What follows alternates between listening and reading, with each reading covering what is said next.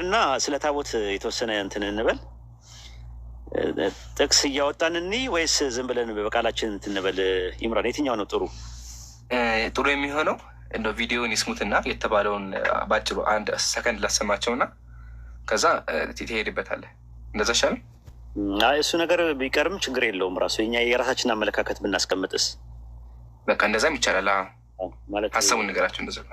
ምክንያቱም እንትን ነው የሂላፍ ነገር እንዳያመጣ። በእኛ ታቦት የሚባል ነገር የለም። በኢስላም ታቦት የሚባል ታቦት የለንም። እኛ ግን ስለ ታቦት ኮንሴፕት ቁርአን ላይም አለ። ቁርአን ላይ አለ ስለ ታቦት። ታቦት ማለት ነው ነገር እናያለን። ራሱ መጀመሪያ የሆነ ነገር እንበለ። ጽሌ ማለት ሰሌዳ ማለት ነው። ያዙልኝ፣ የግዕዝ ቃል ነው። ጽሌ ማለት ሰሌዳ፣ ፊደል ማለት ነው ትርጉሙ። የጽሌ ብዙ ቁጥር ደግሞ ጽላት ማለት ነው ትርጉሙ። ጽላት ማለት ሲምፕሊ ሰሌዳ ማለት ነው። ሰሌዳዎች ማለት ነው። ጠላ ስታደርጉት ጽሌ ማለት ነው። አመሰግናለሁ። እሺ ገና እንኳን አትጥፊ። ልብ አድርጉ፣ ደግምላችኋለሁ። ጽሌ ማለት ሰሌዳ ማለት ነው። ፊደል ማለት ነው። የግዕዝ ቃል ነው። ጽላት ማለት ደግሞ ፊደሎች ማለት ነው። በቁርአን ውስጥ በሱረቱል አዕራፍ ምዕራፍ 7 ቁጥር 145 ላይ ምን ይላል? እስቲ ያስቀምጥላቸው። ጥቅስ እያየን እንሂድ።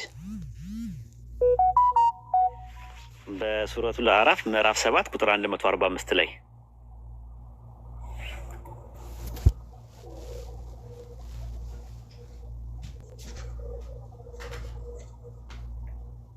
እንዳከኝ ኡስታዝ ሱረቱል አዕራፍ ምዕራፍ 7 ቁጥር 145 ስለ ጽላት ትንሽ ልንገራቸው። ጽላት ማለት ሰሌዳዎች ማለት ነው።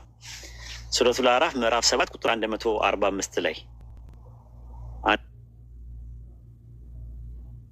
145 ላይ ከነገር ሁሉ ግሳጼና ለነገር ሁሉ ማብራራት ጻፍንለታል። አያችሁት? ሁለት ነገር ነው የሚያወራው። ለነገር ሁሉ ግሳጼ እና በሰሌዳዎች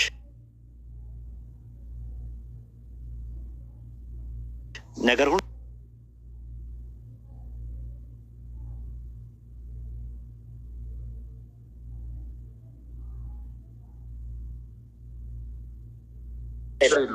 ቀጥሉ። ኦሪት ዘጸአት ምዕራፍ 24 ቁጥር 12 ላይ ግባ።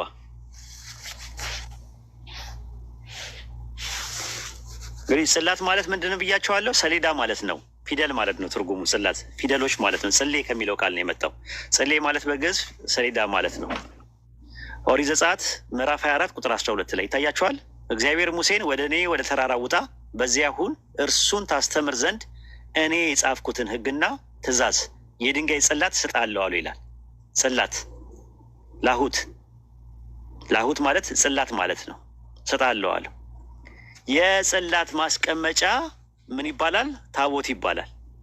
ታቦት ማለት ማህደር፣ ሰገባ፣ ሳጥን፣ ማደሪያ ማለት ነው ትርጉሙ።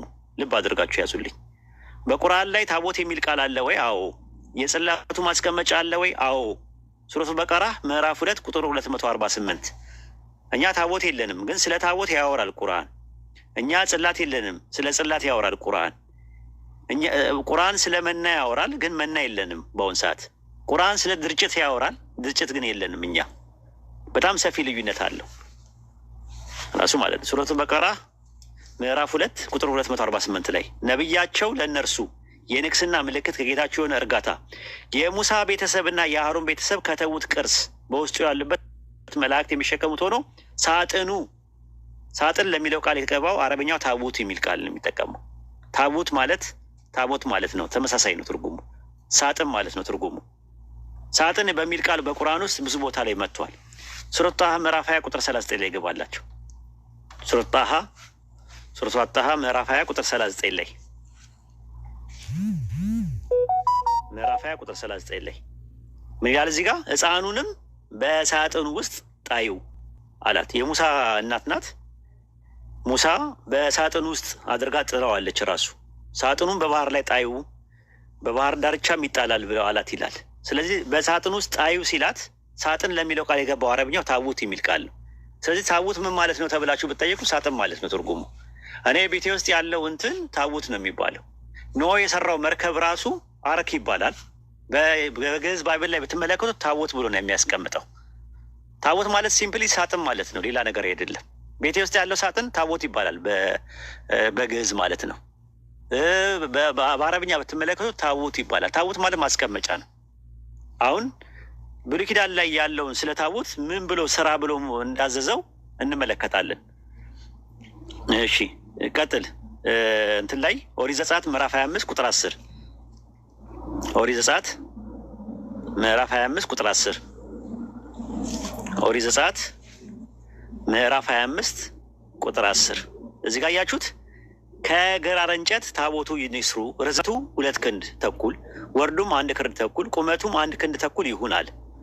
ከዛ ቁጥር 5 ላይ ዘዳግም 10:5 ላይ 10:5 ላይ ኢትዮጵያ ውስጥ ታቦት የለም። በነገራችን ላይ የምነግራችሁ ነገር እሱን ነው ያለው። ጣውላ ነው ያለው፣ ቫርኒሽ ነው ያለው። ታቦት የለም። ታቦት ማለት ቤተ መቅደስ ውስጥ ያለው ታቦት አይደለም። ራሱ ምን ይላል? ኦሪት ዘዳግም ምዕራፍ 10 ቁጥር 5 ተመልሼም ከተራራ ወረድኩኝ፣ ጽላቶቹንም በሰራው ታቦት ውስጥ አደረግኳቸዋል። የጽላት ማስቀመጫ ነው ታቦት የሚባለው። ታቦትና ጽላት ይለያያል። በጣም የሚገርማችሁ ነገር አብዛኛውን 90% ነው የምነግራችሁ የኢትዮጵያ ኦርቶዶክስ ተዋሕዶ ቤተክርስቲያን ተከታዮች ታቦትና ጽላት ልዩነት እንዳላቸው እንኳን አያውቁም። ጽላትን ታቦት ይላሉ፣ ታቦትን ጽላት ይላሉ። ገባችሁ? ታቦት ምንድን ነው? ብሉይ ኪዳን ላይ የነበረው ታቦት ምንድን ነው ሲባል ዲዛይኑ እንደዚህ ነው። ይምራን አውጣው የላኩልን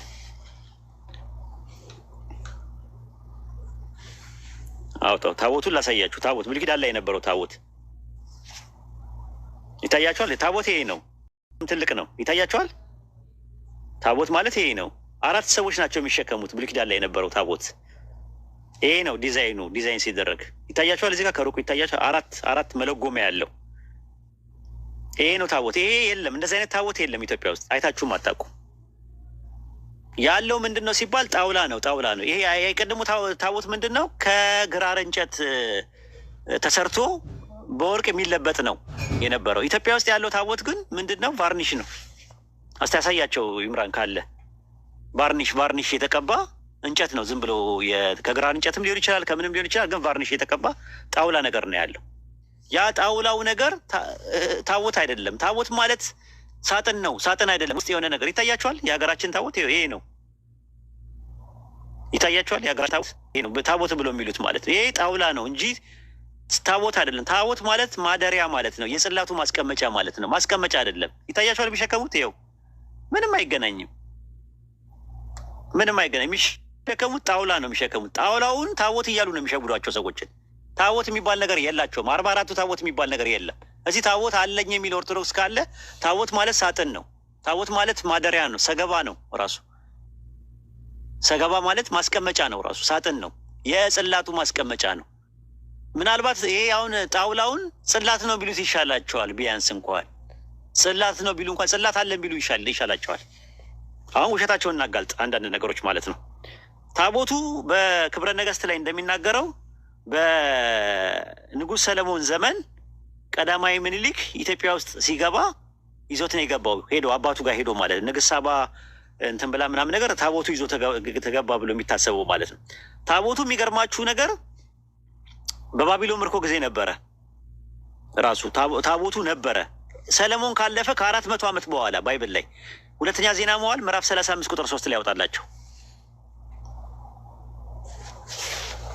ሁለተኛ ዜና መዋዕል ምዕራፍ 35 ቁጥር 3 ላይ በኢዮስያስ ዘመነ መንግስት ኢዮስያስ ንጉስ በነበረበት ሰዓት ላይ ከ400 ዓመት በኋላ ኢየሩሳሌም ውስጥ አለ። እንዴት ነው ኢትዮጵያ ውስጥ ከገባ እንዴት ኢየሩሳሌም ውስጥ ሊኖር ቻለ? ታቦቱ ውሸት ነው ማለት ነው። የኢትዮጵያ ትርክት ምን ይላል? እግዚአብሔር ሁሉ ያስተምር ዘንድ አለ ያስተምሩ ዘንድ ለነበሩት ለእግዚአብሔር ለተቀደሱ ሌዋውያን እንዲህ አለ። ኢዮስያስ ንጉስ ኢዮስያስ ቅዱሱን ታቦት የእግዚአብሔር የእስራኤል ንጉስ የዳዊት ልጅ በሰለሞን በሰራው ቤተ መቅደስ ውስጥ አኑሩት አላቸው ይላል። ምን በሉት? አኑሩት። ይታያቸዋል። ታቦቱን የእስራኤል በሰራው ቤት ውስጥ አኑሩት። ታቦቱ ያለው የት ነው? ሰለሞን በሰራው ቤተ መቅደስ ውስጥ ነው። ከምን በኋላ? ከ400 ዓመት በኋላ ሰለሞን ካለፈ ከሞተ ከ400 ዓመት በኋላ በኢየሩሳሌም ውስጥ እንደነበር ይናገራል። ከዛ በኋላ ምን ሆነ? የት ገባ የሚለውንም እንየው። የት ገባ ታቦቱ? የት ገባ የሚለውን መጽሐፈ ዕዝራ ሱቱኤል ግባ ምዕራፍ 9 ቁጥር 21 መጽሐፈ ዕዝራ ሱቱኤል ምዕራፍ 9 ቁጥር 21 ላይ ምዕራፍ 9 ቁጥር 21 እስከ ባቢሎን ምርኮ ድረስ ነበረ። አስቡት። እስከ ባቢሎን ለ600 ዓመት 700 ዓመት አክል ነበረ እስራኤል ውስጥ ኢትዮጵያ ውስጥ ገባ የሚባለው ነገር ትርክት ነው፣ ውሸት ነው።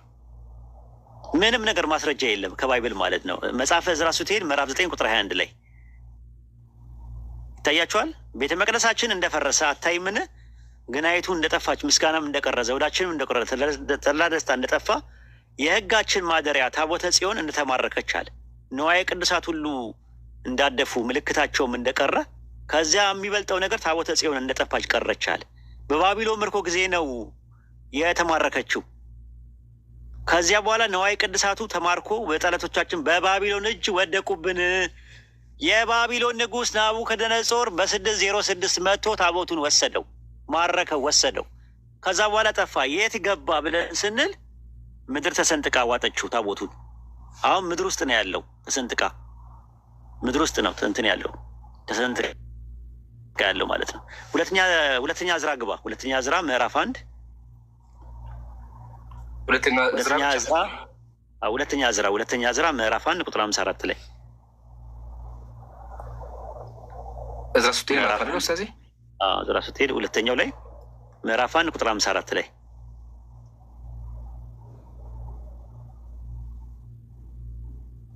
ይታያቸዋል።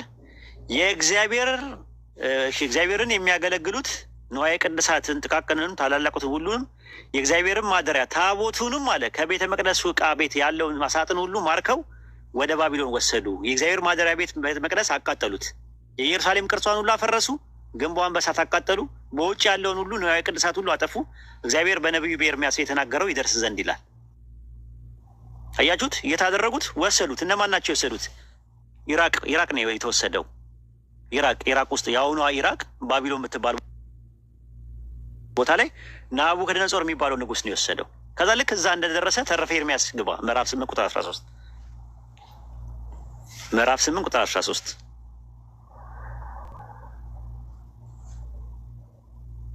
ተረፈ ኤርምያስ እኮ አንድ ምዕራፍ ነው። ስለዚህ እሺ፣ ቁጥር 13 ላይ ምዕራፍ ቁጥር 13 ላይ ግባ እስቲ። 8 13 ምዕራፍ 1 ቁጥር 13 ኦኬ። በነጭ ሐር ሸፍኗት ነበር፣ በላያቸው እጅግ ብዙ ሆነ ያል ነገር ይሄ ነው። ቁጥር 8 ግባ እስቲ። ተረፈ ኤርምያስ ቁጥር 8 እሺ፣ ምን ይላል? ምድር ተከፍታ ዋጠችው ምናምን የሚል የለም። ባሮክና ኤርምያስ ወደ ቤተ መቅደሱ ገቡ። የሚያገለግሉትን ዕቃ ሁሉ ጌታ እንዳዘዘው ለምድር ሰጧት። ምድርም ያን ጊዜ ተቀብላ ዋጠችው የሚል የለም። ቆይ ላውጣው እስቲ። ዋጠችው በሚል እንትን ብለው ሰርች አድርገው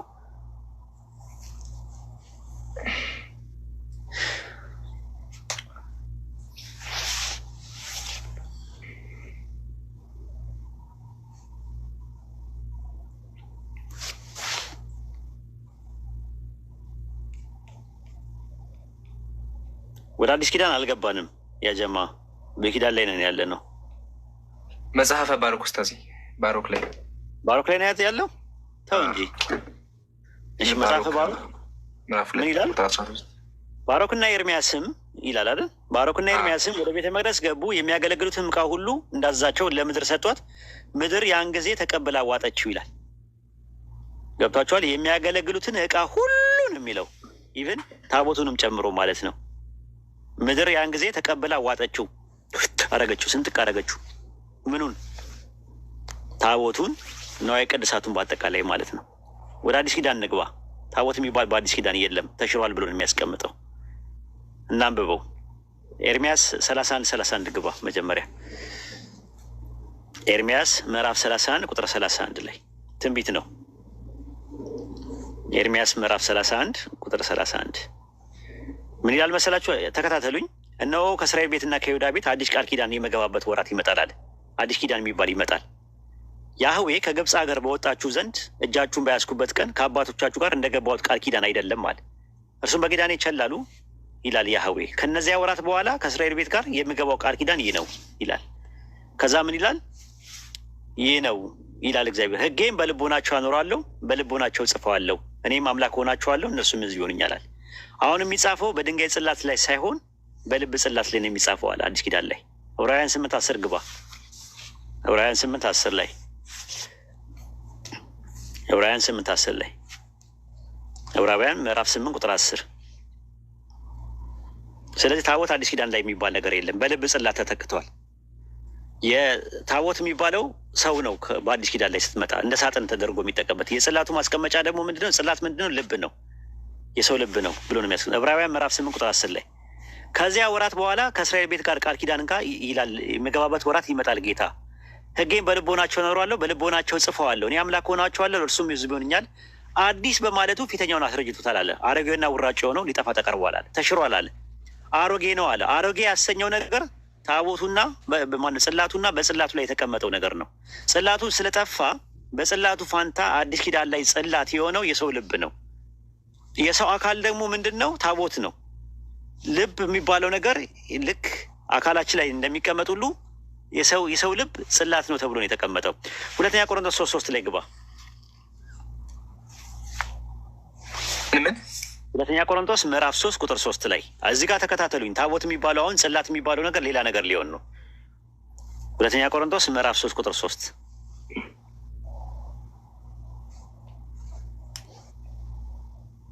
ሁለተኛ ቆሮንቶስ ምዕራፍ 3 ቁጥር 3 ላይ እናንተ በሕያው አምላክ መንፈስ እንጂ በቀለም አይደለም፣ ስጋ በሆነ በልብ ጽላት እንጂ በድንጋይ ጽላት ያልተጻፈ በእኛ የተገለጠ የክርስቶስ መልእክት እናንተ ናችኋል። አየው፣ ስጋ በሆነ በልብ ጽላት ላይ ነው የተጻፈው አለ። ከዛ በኋላ ቁጥር 7 ላይ ዳሩ ግን የእስራኤል ልጆች ስለዛ ስለተሻረው አለ። ተመልከት እንደተሻረ ስለፊቱ ክብር የሙሴ ፊት ትኩር ብለው መመልከት እስኪሰናቸው ድረስ ያ በድንጋዮች ላይ በፊደላት በድንጋዮች ላይ የተቀረጸ የሞት አገልግሎት አለ። በክብር ከሆነ የመንፈስ አገልግሎት እንዴት በክብር አይሆንም? ቁጥር 13 ላይ የዛ ይሻር የነበረው መጨረሻው ትኩር ብለው የእስራኤል ልጆች እንዳይመለከቱ በፊቱ መጋረጃ እንዳደረገ እንደ ሙሴ አይደለምና አለ። ነገር ግን አለ ቁጥር 14 ላይ ሀሳባቸው ደነዘዘ፣ ብሉይ ኪዳን ሲነበብ ያ መጋረጃው ሳይወሰድ ድረስ ይኖራል፣ በክርስቶስ ብቻ የተሻረ ነውና አለ። ስለዚህ በድንጋይ ጽላት ላይ የተጻፈው ነገር ተሽሮ ከዛ በልብ ጽላት ላይ ተተክቷል አለ። እሺ ምን ታደርግልኛለህ? ሁለተኛ ቆሮንቶስ ምዕራፍ 5 ምዕራፍ 6 ቁጥር መጨረሻ ላይ ታወጣልኛለህ።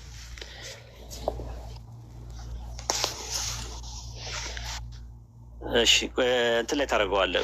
ቁጥር ስንት ላይ ነው ያወጣው? 11 ላይ ያወጣልኝ፣ 16 ላይ ያወጣልኝ፣ 16 እዛው ላይ 16 ለእግዚአብሔር ቤተ መቅደስ ከጣዖት ጋር ምን መጋጠም አለው? እኛ ሕያው እግዚአብሔር ቤተ መቅደስ ነንና ይላል። እስቲ በግዕዙን አድርግልኝ አንድ ጊዜ። ቤተ መቅደስ የሚለውን ግዕዙን አድርግልኝ። ግዕዙ ላይ እዛ ላይ ግዕዝ የሚላለ ከላይ ያለ እሱ ራሱ ግዕዝ የሚላለ ማንኛውም ግዕዝ የሚለውን እንካልኝ።